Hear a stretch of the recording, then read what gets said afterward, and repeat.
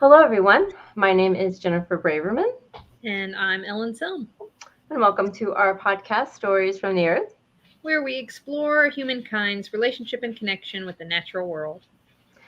We would like to take a quick moment to invite our listeners to consider supporting us through a humble little donation. You can go to our Patreon page and you can donate from $1, $5, or $10. The donations will help us fund future projects such as launching an herbal educational curriculum we've dubbed the People's Herb School, as well as helping us to take the show on the road and do some on-site reviews and interviews at herb farms and schools and herbal conferences. Hopefully we'll be able to get to one or two next year, and there may be even an opportunity to do a couple podcasts there live and in person. So we're pretty excited.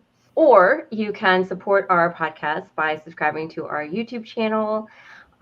We have a Facebook group, and also following us on Instagram and giving us a review or rating on Apple Podcasts. So those are some awesome ways that you can support us. Today we are talking with Megan Landreth, Farm Administrator of the Veterans Healing Farm in Hendersonville, North Carolina. Established in 2013 by John and Nicole Mashi. The Veterans Healing Farm is celebrating its 10th year of helping veterans in our community. The focus is on improving mental, emotional, and physical well-being of our nation's veterans and their families. Everything grown at the farm is donated back to the community, distributing produce at the local VA Medical Center, Veterans Restoration Quarters, food pantries, rescue missions, women's shelters, and other organizations in need. So, welcome, Megan. Can you tell us a bit about your background? How did you come into your role with this organization? So I have been with the farm for 2 years now.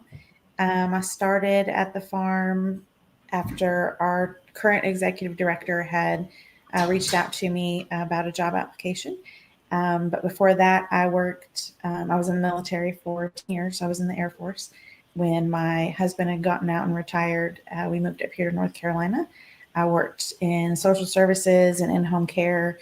And this job kind of fell in my lap. I was looking for something I could do at the time from home when COVID was still kind of out there. And I was taking care of my mother-in-law at the time. So I needed something I could do and take care of her. And literally I came out to the farm to visit and told Alice, said, whatever you're selling, I'm buying. Just, it felt right. Kind of how I started into the position. Have fell in love with it since. So. Any background in farming? None. I have no green thumb. No. And that was the funny thing about when I started was I was like, I'm going to work at a farm and I can't do anything. I can't grow anything. My dad actually was a grain merchandiser and all that growing up. So I had that kind of background, but was never involved in any of that with him. I've kind of fell in love with it, and not just the farm aspect of it, but the veteran side of it as well. Yeah, for sure. So describe how the Veterans Healing Farm got its start and what was the main reason for starting the project? So, as you said, 2013 became a nonprofit. John and Nicole started the mission of the farm as a way to create culture for veterans that were getting out of the military. So, a transitional step. There's a big break from active duty to veteran status on getting out of the service and finding your footing in the civilian world. And so their original focus was kind of on that and wanting to grow that camaraderie for other veterans that were in the area, and also help with food insecurities in the area. A big part of their thing was the aspect of the farming and having people out and doing potlucks and things like that, and having that camaraderie. Originally, John had this idea of having something like that because he had those problems getting out of the military where you have a very, you lose your sense of purpose almost to an extent when you go from having a family and a group that you're so close with, and then all of a sudden you're on your own, even if you do have your own family. So it's a hard transition, and so he kind of grew that from that aspect. How many veterans currently are on average stay kind of involved in the activities there?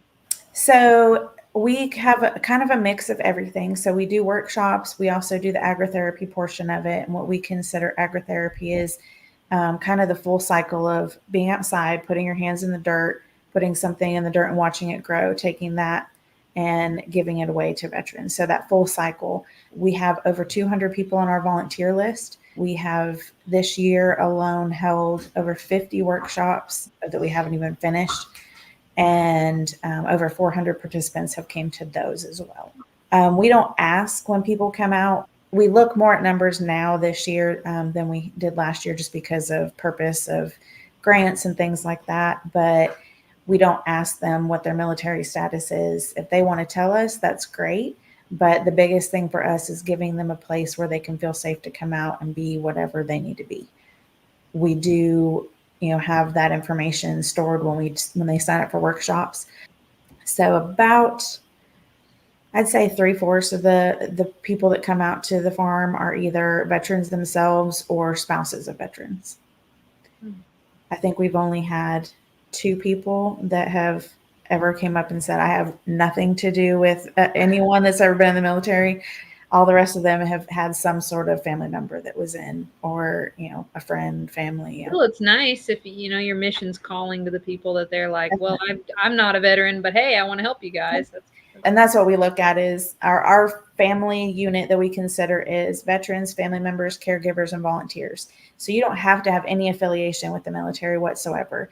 But if that's a passion for you and you have that calling of wanting to help veterans, then you're part of our group. What do you love most about working for the Healing Farm? I love the fact that we are kind of come as you are type of, situation. We don't have a lot of organizations, especially veteran organizations, want to know, okay, were you honorably discharged? How long did you serve? Did you do this? Did you do that? The fact that we don't ask that question, and we don't, we tell people all the time, if you want to come out and you don't want to speak to a single person, that's fine. If you want to come out and you want to work with a group and you want to do every workshop that's here and you want to, do everything that we have, wonderful. But you don't have to do any of that. And we've watched, not only just in my own personal experience, I've grown a lot since I've been out there. And I've watched a lot of veterans that went from not wanting to be around anyone to being part of all of our activities and all of our workshops and stuff. And that's a huge thing for me, is to be able to see that growth in people and that healing for them. I think that's really important, especially if you're in a difficult space, and to give them the space to make that, like pushing them to be a certain way, and they can feel comfortable and safe, and that allows for the growth that can, the possibility of growth. And yeah, that's really cool. I saw on your website that the farm offers a lot of different classes and therapies, like a ton. It's awesome. There's a calendar up there. Can you give a brief description of some of the most popular? Yes. And in what ways do they promote healing? So what we looked at when we started out there, like I said, I've been there for, this will be almost 2 years. I started a little bit before me. And so our focus when we started was, we wanted to throw everything at the wall, see what stuck, see what, people enjoyed, what they didn't enjoy, what worked for them, as far as, healing. And so that's what we did. We tried to think of every type of workshop we could come up with that was either therapy or therapeutic. So we do art therapy, music therapy. We have neurolens therapy. We have equine therapy, canine therapy.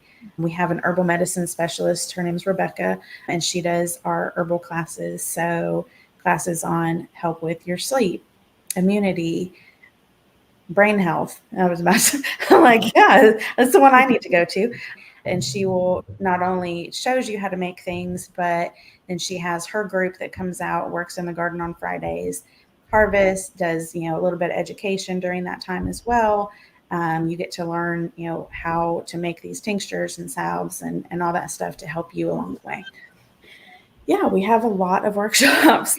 And that's, like I said, to give people that space to where they can come out, try something new, see if it works for them. See if it's something that, they can see themselves doing in a healing pattern. We have had people that come out and work with Warrior Canine, which is a service dog training that is therapeutic for the veteran and the dog. And we have seen veterans that have came out and tried the program with us, and they have stayed on with them and do 8-week sessions at a time. We have people that come and do the equine therapy with Heart of Horse Sense and end up going out to Candler and doing, equine therapy every month with them. And so that's really cool for us, is to be able to see someone find that journey.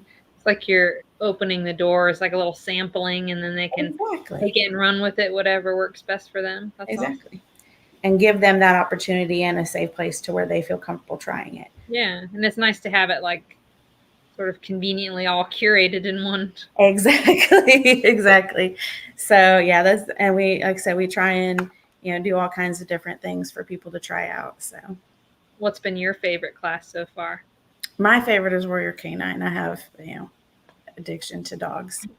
They are a great organization. They're actually like across the nation, but they have a satellite here in Asheville that does like one of the first stages of training. Right now, we're actually in we're in the third of the 4 weeks of a 4-week stint with them. So they normally do 4 weeks or 8 weeks, and they come out, they bring therapy dogs out that are in training to be service dogs for veterans. So they could help with mobility, they can help with PTSD, anxiety, and what you're doing in that aspect is you're training the dog, but the dog is helping you with all of those issues while you're training them. I mean, it's amazing to see a veteran come in at the beginning of the session, and you can see they can be amped up a lot of times, and then they're working with this dog who they're training to eventually go on and help a veteran full time. You see that veteran over that hour or that 2 hours, kind of decompress. And it's really, really cool to see how that works. I really like it, the wide variety. I think it's very important because everyone's different. Exactly. That's what we say constantly. Everyone's healing journey is different. Everyone's trauma is different. And so no one is going to have the same therapy and it work for everyone. And I guess I'm certainly assuming that even if, well, I guess you spoke to it because you talked about the camaraderie piece, but even if there was a veteran who didn't necessarily feel that they carried any healing need in some larger sense, if they're just wanting the company of people who know what it's all like, they can still. Exactly. And that's a big thing for people that have never had that. They don't necessarily understand that connection that you get with the people that you're around when you're in the military. And so that is a very lonely place when you get out, and the feeling of people not understanding what you've been through or what you've done. And that's hard. Not only being able to give them that environment to where there's other people like them that they can talk to, or, the horrible dark humor that we have. That's one of you can come out and just be you. And so, yeah, I mean, not only can they come out and do that at the workshops and meet other people, we've had more than a handful of encounters that have said, I didn't really have a whole lot of people that I hung out with here until, I started coming to the farm, and now I have a new family. Like I said, those are my favorite things to hear. Yeah. It's the proof in the pudding, so to speak, exactly. That what you're doing is needed, very much needed. Yeah, and I had never even heard of the Healing Farm until my friend who was in the military told me about it, and he sent me the article about the herbalist or herbal director, because we talk a lot about herbs in the podcast. That's one of our main interests, and I was like, well, this is awesome. So I was really excited to say, hey, we're getting to interview them. And side note, if given the chance, I'd love to come down and bring the camera and just definitely. Take, we would love to have you. And I'm sure that Rebecca would love to, talk to y'all as well if you would like to. She does she works not only with the farm, but she works in a couple other places that she teaches classes on herbal medicine and things like that as well. She's amazing, and she started with us this year, and been an amazing fit to our family. It worked perfect having her out there, and her demeanor and the way she interacts with people has been wonderful. I love to hear, especially, yeah, like Jennifer said, because of our herbal background and interest, I love to hear that she's employing that like all the way, in the sense of you're growing the herbs there, and she's working in the farm with people, and Yep. bringing it full circle into the making of the product and everything. That's awesome. Yeah, like I said, she's great, and she's actually connected really well with Gaia Herbs, and so they get volunteer hours every month, and they actually come out and work at the farm. So they will come out on Fridays, and they will work with her in the herb garden for their volunteer hours, and so we have a really close connection with them as well. So it's been really, really cool to grow that as she's been around. Are there any classes or therapies that you don't currently offer but would like to in the future? Everything. Everything we don't offer, I want to offer. Okay. So we currently lease the property that we're on. We sit on about 8 acres that we lease. Our goal for future, hopefully in the next year and a half, is we want to expand. Right now, we are only seasonal. So we're actually having the Traveling Vietnam Wall out at the farm in November. Once that event is done, then we will be closed for the season. I work from home during that time. We do a lot of housekeeping, with website and stuff like that, but we have no indoor space. And so that's kind of our hope, is to expand and be able to build to where we can have on-site clinical staff, actually have counseling on staff. I'm working on my master's in mental health counseling, and we've talked about, transitioning into that position for the farm and doing something along that lines, and running our projects year round. Right now, the biggest thing that breaks my heart is when someone contacts me in the end of October and is like, I want to volunteer. I want to, go to this class. I want to do that. And I'm like, we're about done. Like, I can't, there's nothing we got for you. and that's really hard. And it's hard for our volunteers that, they get so used to having that. And, of course, there's, seasonal depression and all of that that comes in winter, and not being able to have that connection to the farm makes it even harder. So that's a big thing that I would love to be able to do, is be able to have year-round classes, year-round workshops.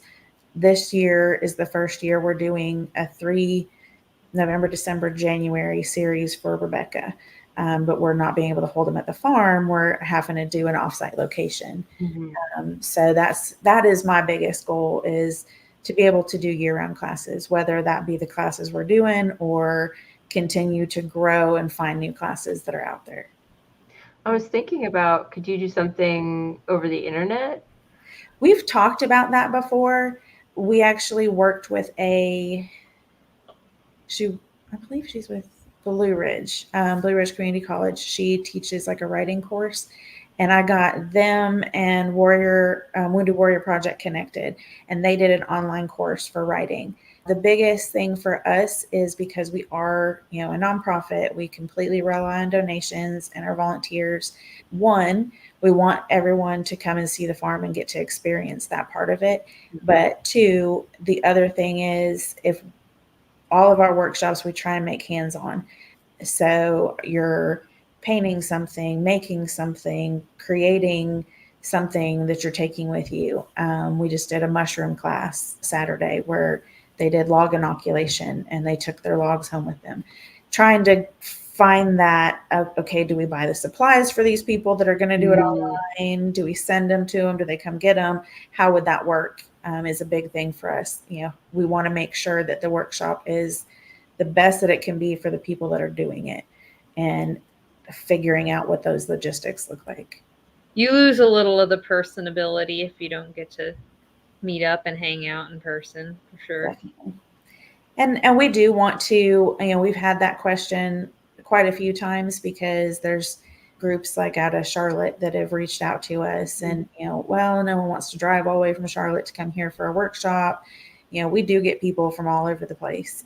But if they could do something online, So we've talked about, possibly doing like live feed for during our classes, and they would just have to buy the things, to do them.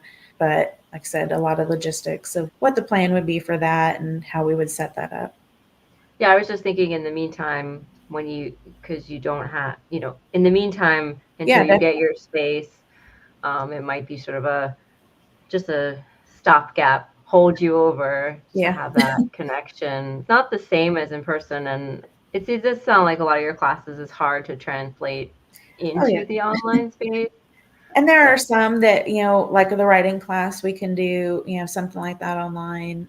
One of the big things was when we started doing all these workshops, we wanted to make sure that, they took something, not only the knowledge of it, but were able to, create something that they were taking with them. So yeah, it's a lot of, like I said, trying to figure out how to make that work. So aside from that challenge, what have you found challenging about working at the Veterans Healing Farm? Every day is a challenge. It is not just the farm necessarily, it's working in the nonprofit world. A nonprofit is a very hard thing because you are constantly fighting an uphill battle of how do we make money? How do we get people out here? How do we get people, to remember us? How do we get our name out there? What can we do to draw people in? It's a constant thing. My director always says he doesn't go past a vending machine without checking for change for the farm, and that's a constant. You're constantly, how do we continue to make this work? How do we continue to grow and build on what we have? Do you all hold like some specific fundraising events targeted for the community? Well, now that you've said that, I set you up perfect for that, didn't I? We actually, this Saturday, I almost said Friday, this Saturday, we are actually doing a fundraiser. It's a comedy fundraiser out at Point Lookout. And there's a band, and then we'll have a comedy set and then another band. And that's really the first fundraiser that we've ever really held. We've been very fortunate that we have had donors that have, believed in what we're doing and helped us out in that aspect. Once we start looking at hopefully expanding and things like that, we will look at fundraising more so in that side of it. The biggest issue for us is I, myself, and Al are the only 2 full-time employees at the farm. Oh, wow. Okay, yeah. So we are very, very short-staffed. The entire staff includes me, Al Yeck, which is our executive director, Dale, who is our grounds manager, Rebecca, who is our herbal medicine specialist, and then we have 2 kind of part-time. The other 2 are full-time, but they're only seasonal. So literally the only 2 full-time employees are me and the executive director. So we are running on, fumes by the end of the year. So trying to find volunteers that want to help us look at fundraising and things like that is a big thing, and being able to move that forward to where we can fundraise more for the farm. I was thinking also you could, if you make products like herbal products, do you sell them or have you considered selling them at like a farmer's market or something? No, we give everything that we have at the farm away. So I remember that. Sorry. all of our produce. So once a month we set up in front of the VA in Nashville. Actually started a Hendersonville location this year at the Buzz, which is a non-alcoholic bar here in Hendersonville. They do music, mocktails, coffee. And we've kind of gotten really close with them. So we set up there this year for the first time. We had a Hendersonville location, and then we donate to Safe Light, IM, the free clinic. They make meals from our produce, and a lot of the other shelters in the area. We have discussed, and there is discussion of an herbal line for the farm, but that's discussion right now. Yeah, I was just thinking that there'd be another way to make some money for the farm, going to some, farmers markets, be like support the veterans. If you had any like, I don't know, surplus or extra or We have quite a few volunteers that will make different things from the farm. We had a girl for her junior and senior year. She would set up at the farmer's market and she made muffins and stuff from the produce that she would get at the farm. And then she would give money back to the farm with what she earned from there. But we have, like I said, quite a few volunteers that are very generous when they go out and sell their stuff. They want to donate back to the farm, and it's greatly appreciated. Every penny counts for us, so we appreciate everything that comes in. And I just want to say also that it's awesome that you give everything away as well. Like that's really cool. And all of our workshops are free as well. Wow. So another amazing thing. We started out this season doing a deposit system because we did have an issue with like no shows for workshops last year, and we're able to kind of get away back from that after the first month. And the deposit was refundable if you came to the workshop. So if you did not come to the workshop, we got your $20. If you came to the workshop, your $20 was refunded. But it was kind of a good system to be able to make sure we didn't have the no shows, because we are paying for the supplies and all of that stuff for these workshops for everybody. This year we had a really good turnout with most of our workshops, and it's just been amazing to see how many people have enjoyed it. Can you share a memorable success story or experience from the Veterans Healing Farm that highlights the impact of your work on veterans' lives? Okay. What was the first question now? I look at everybody that comes out to the farm is a success story to me. We had a husband and wife that husband was in the military. Wife had came out for a workshop, and she had came out and helped in the garden. And she was like, I really want to get my husband out here. He's completely, against it. Doesn't talk about his military service, anything.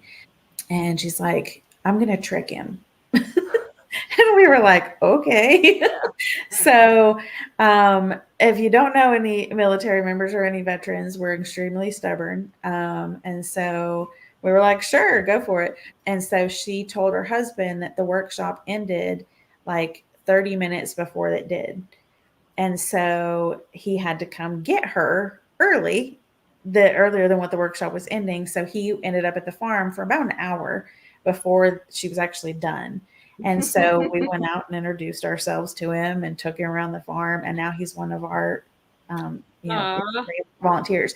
And he talks to us about his service and his life and the things that he's done. And she's like, I've never seen him like this before. Like, he's opened up again and he's happy again. And, he is, able to communicate with other people, and he doesn't just seclude himself to the house. And we have tons of those stories. Veterans that come out that have literally locked themselves in the house and have came out once or twice, and they're like, I don't want to be that person anymore.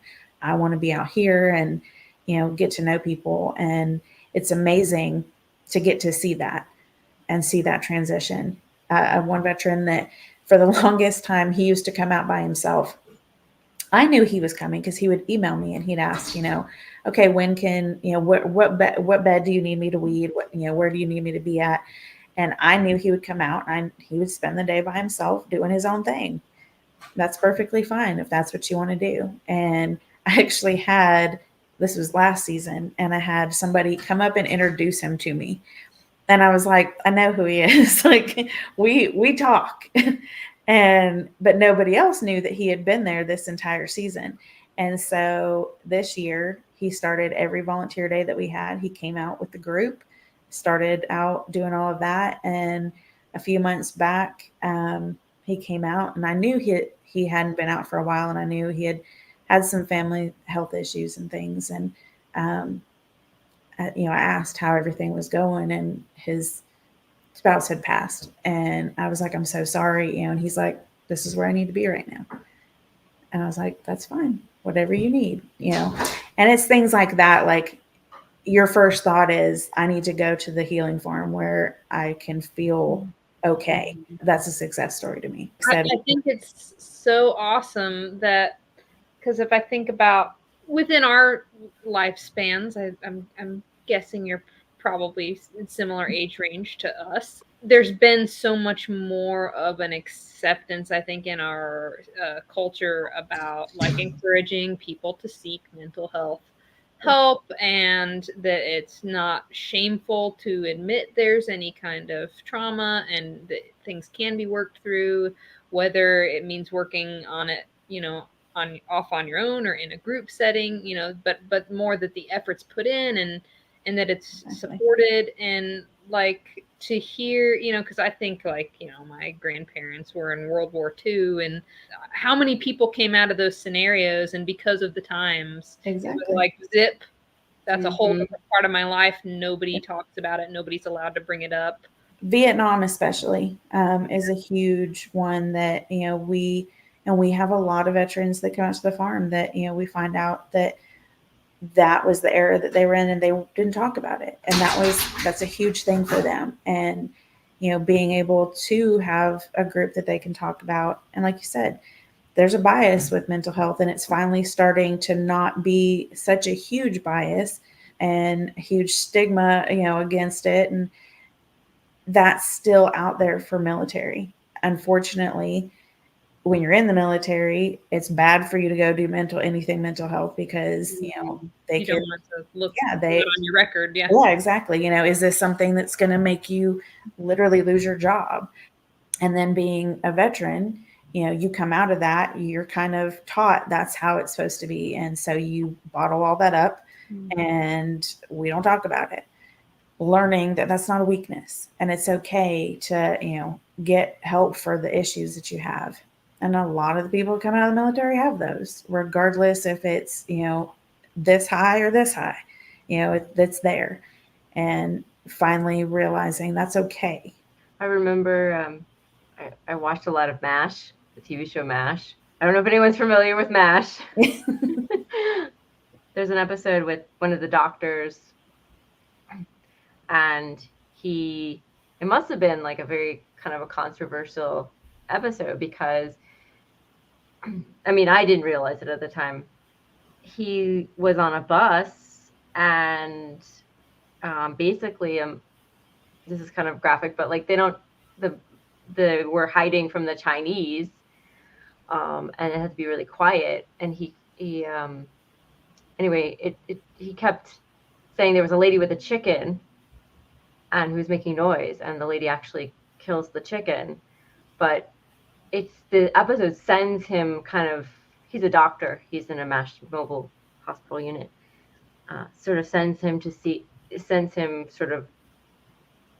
puts him into he has to go see a therapist, and he has to go away from the MASH unit for a long time, because actually the chicken wasn't a chicken, it was a baby.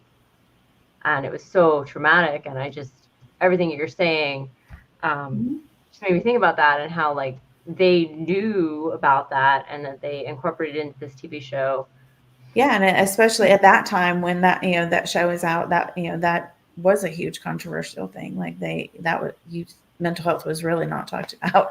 Like I said, there's still a stigma, and thankfully it's starting to lift a little bit more than it was, and we're starting to do that with veterans and military finally as well. And hopefully that continues. Yeah, you said MASH. It kind of made me laugh because our executive director calls me Radar. Because he'll be like, "Hey, can you do?" And I was like, "I already did it." Like, he's always like, "How do you know?" I'm like, "Because I worked with you for 2 years. Like, we work directly with each other." So he'll send me like little memes with like Radar on it. It's a really good show. But they took him through the whole healing process, where he, had to get back to doing his job, and it was really difficult. I'm sure that's probably part of the effectiveness you all have, though, because it's veterans helping veterans. That's gonna hit home, even more. So that's awesome. Exactly. It's and that's the biggest thing, is realizing that you're not alone. We call the farm the Island of Misfit Toys. It's actually what our podcast is, Island of Misfit Toys. Oh, okay.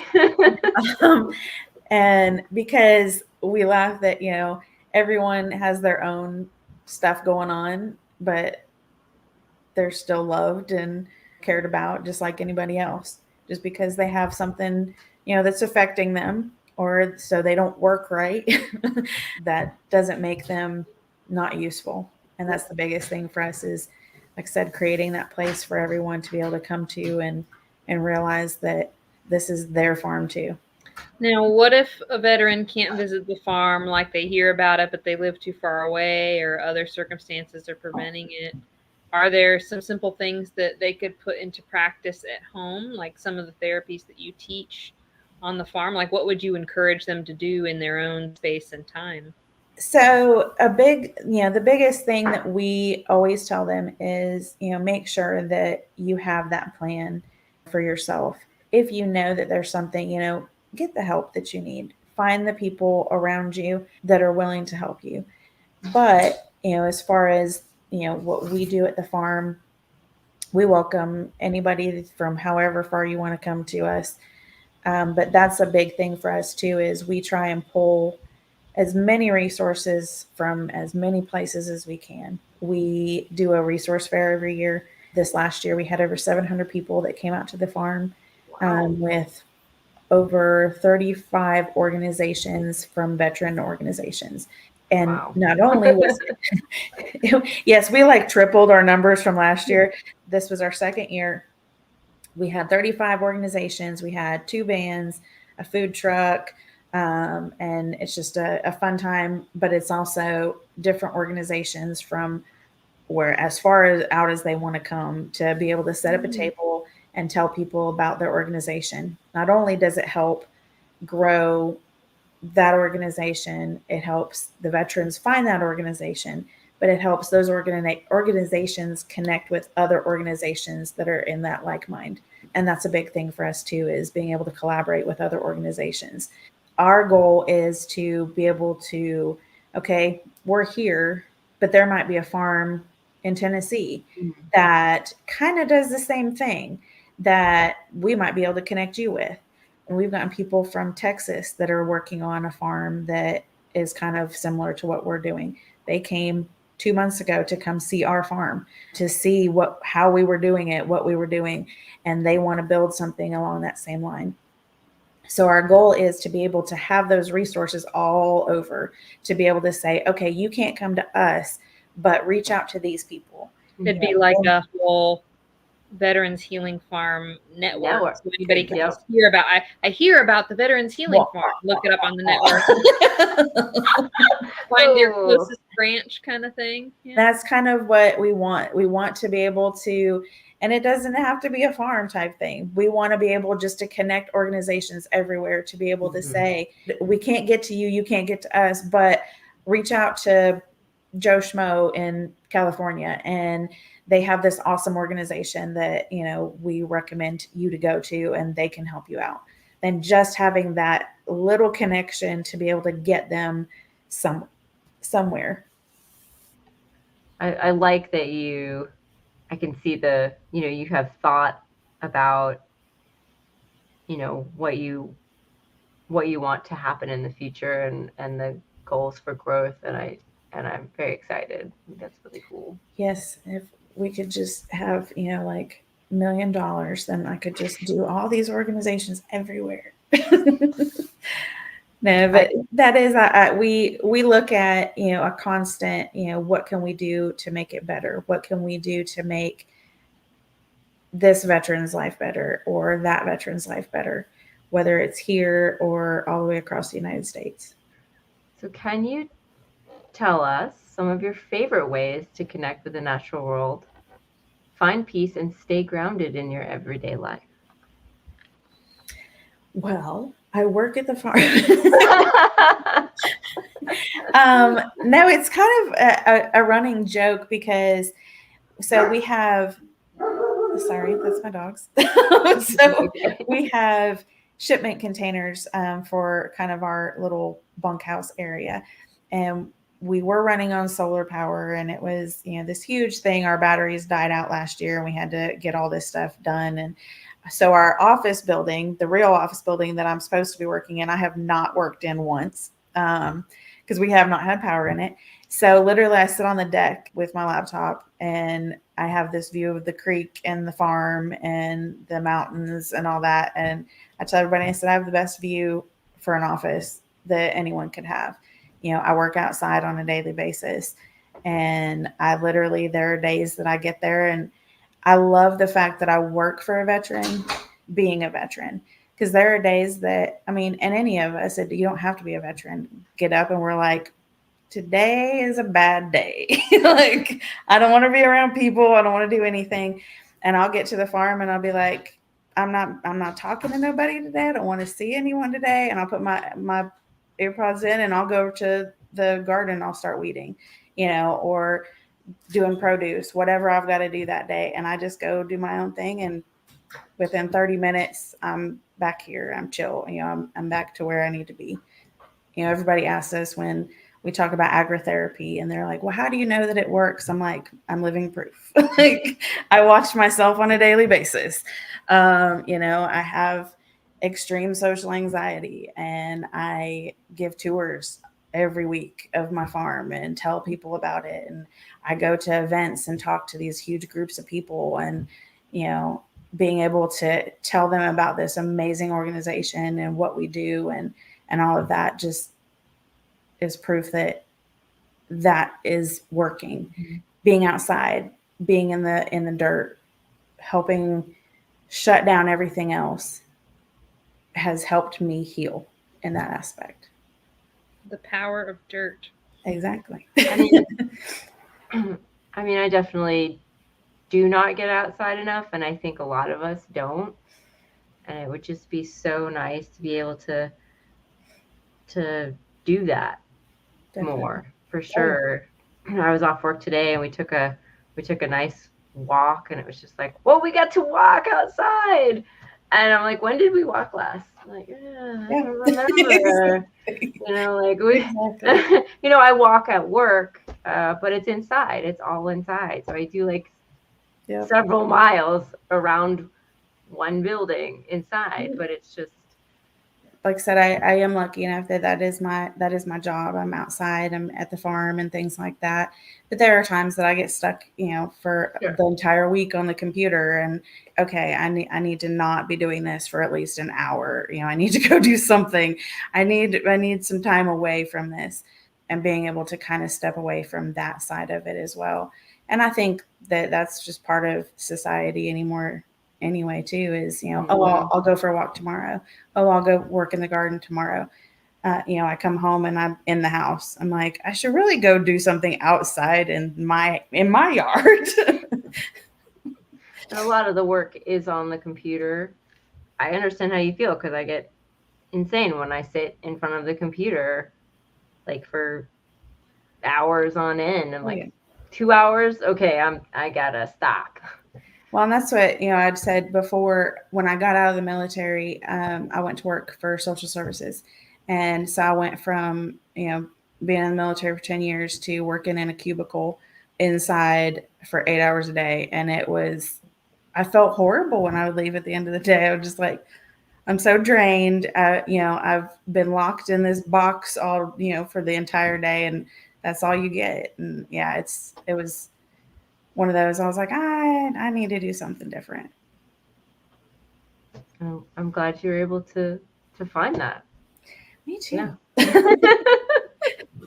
So you told us about your most immediate upcoming event, but is there any other events or educational opportunities that you're offering that you'd like to share with the audience, like for them to keep a lookout for?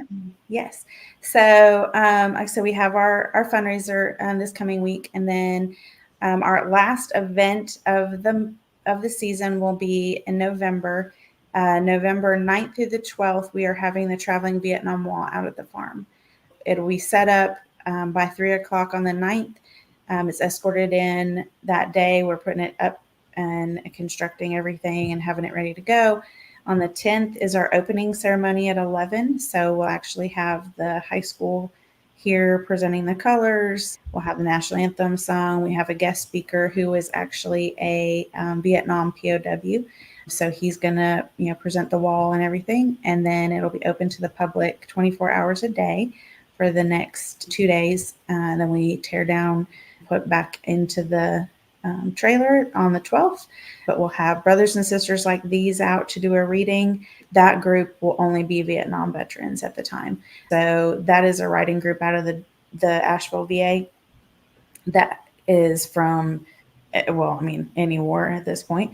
And anybody that was in the military can go to this writing group, and they tell stories, and they actually get up and present them. For our wall time, they're going to come out with just Vietnam veterans and do a reading at that point. So they'll be out there on the 10th at 1. And then we have Quilts of Valor on the 11th, which is a quilting group that does American quilts and presents them to veterans. So we're giving 9 quilts to Vietnam veterans on the 11th. And then we have Bullets and Band-Aids, which is a writing group and art group that they have military members tell their story, and then they connect them with a local artist, and that artist creates a piece of art based off of their story. And they're actually getting to go to one of the museums up in DC and showcase up there. Is one of their next locations, but they're actually going to display the entire time that the wall is out there. We'll have them on display, and he's going to do all Vietnam era stories for the wall being out there. So we have that in November. We do have a couple classes left for the season. Like I said, Rebecca is doing 3 herbal classes, and November and December are actually going to be holiday gift making with herbs. So she's doing a November one and a December one, and then she's doing chocolate and cordials in January. Ooh. So we'll be teaching that at February. Beginning of January. And then, like I said, we're in Warrior Canine right now, and I think that's about it for the season. Well, this podcast will go up at the end of October, so Awesome. Be time for people to hear about that. Yeah. Yes. All right. So before we wrap up, you mentioned that you are starting a podcast. Now, this podcast is coming soon. But please check the description below if you're watching this in the future. Yes. Because we'll have the link. Yes. But currently no link. And so, yes, please tell us maybe the name, which you mentioned, the name again, and the sort of the idea behind it, and maybe like what are you going to talk about? Are you going to have a guest, or sort of maybe definitely. The concept? So as I said, we kind of made the joke about the Island of Misfit Toys for the farm. So that's what so the podcast isn't linked to the farm. It's something that me and Al started ourselves. And so it's called the Island of Misfit Toys podcast. And we started it based on the fact that when we started this whole connection with the resource fair for the farm, a lot of the organizations didn't know these other organizations existed. And these are organizations that are 30 minutes away from each other. And to us, that was sad, not only for the organizations, but for individuals trying to find these organizations. Mm-hmm. And so we started thinking about what we could do to help that. So we started this podcast. And again, coming soon, because we are trying to build up some of our episodes before we start throwing them out there. But it is for veteran resources. So our goal is to hit all 50 states. Wow. And connect with resources all over the United States that we can find that help veterans. If they're national, wonderful. If they're stateside, individual states as well, we want to connect with them, get their information out there, talk about what they do, how they got started. If someone's interested in starting an organization, mm-hmm. they can, listen to it as well and see why these people got started, what they did, how they did it, and what they're doing now. And so we kind of decided that was going to be one of our personal projects. So we could get all these organizations out there. Like I said, we try and hit the ones that we know currently and reach out as much as we can. But we love recommendations from anybody. And we have our email set up, Island of Misfit Toys Podcast @gmail.com. So if anybody has any ideas of organizations, we would love to have them, and not only, to put on the podcast, but, to be able to connect with as well. Like I said earlier, being able to give veterans these resources in their time of need is kind of our goal, personally and professionally. So we, like I said, we started that based off of it, and we're trying to connect with organizations to get on there and get their information out. That sounds amazing. Oh, thank you. Yeah, that's an amazing idea. No idea anything about podcasts, and the VA actually has a recording studio. Oh, wow. That we actually are able to utilize over there. So there is a guy in there. His name is Gene. He's amazing, and we just walk in and sit down and talk. And I'm like, oh wow, you do all that stuff. Because I do all the exactly. stuff. That's why I was like, you're the genius behind behind the soundboard. Yeah, especially I just talk to a mic. Yeah, right. I mean, I haven't yet gotten mics for us, but with our in-person podcast, which we're starting to do, I'm in like mixer land. I bought I'm learning about mixers. I'm learning about mics. I'm learning about all the cables. Oh yeah. I'm just, I can only imagine. I mean, and then we want to like live stream. I'd like to like live stream it at the same time. Like, exactly. And so it's like camera, mixer, computer, like, that's all. Yeah. That's all me. So that's so I was gonna say, so you're doing all the hard work behind there. We just talk on the mic and so we do like Zoom. We interview different organizations on Zoom and do 20-30 minute interview with them, and get that information and stuff like that. And it's been great working with them, and they have a lot of organizations that have started doing different programs like that. So it's been really cool to be able to connect with them as well. Yeah, because actually, as you were talking, my question was, are there other organizations that do the same thing as you do? And you really have answered that. Yeah. So Warrior Canine, the one that I told you is one of my favorite groups. They actually started a podcast called Behind the Vest or Under the Vest, regarding service dogs, and talking to different veterans that have service dogs and different organizations as well. But they're kind of the ones that kind of gave us the idea of being able to start it. And they're just one of the many that have, kind of jumped on the podcast train of, being able to get different ideas out there to people. And so it's been really cool to get to see the different organizations that are connected through the VA podcast and stuff. Yeah, people are very hungry for connection and information. When I first started this podcast, I was like, oh yeah. I mean, it didn't start out as a podcast. It started out as me talking to my herbalist friend about, the idea was to talk about different ways to be an herbalist.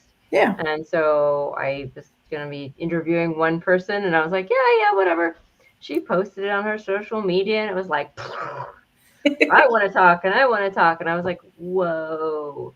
So I was just blown away by that. Like, the amount of people that just they want to talk, they want to connect. The first episode we ever did, I was like, okay, so I'll say this. And then I was like, no, you just keep talking. I'll talk when I feel ready. And it was like, I don't think that's how this is going to be able to work. And I was like, it'll work. Don't worry. It'll work. I'll get it. It's okay.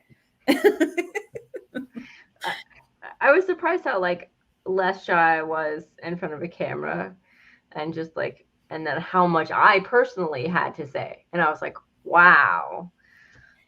And I have found, and a lot of people tell me that, when they find out like that I have a social anxiety and, and all of that, they're like, you don't seem like you do. And I'm like, I get to talk about something that I love. And they always say that, when you find something that you're passionate about and something you love, it's not as hard to talk about it in front of people. Now, put me in front of a crowd and make me do small talk. I'm like, like I'm chewing on my gun or my tongue and trying to talk to them. I'm like, the weather's pretty, but give me something I'm passionate about and I'm good with it. So yeah, it makes a difference. Is there anything else you'd like to add before we officially wrap up? Or I think I'm good. Okay. Thank you, everyone, for listening. Thank you, Megan. Thank you. Yes. Thank Megan, you so for joining us. We're super excited. We will have all of the links to the Veterans Healing Farm down in the description of this podcast. So please check out their classes and their website.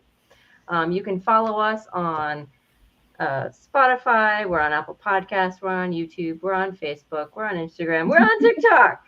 So please follow us, like and subscribe.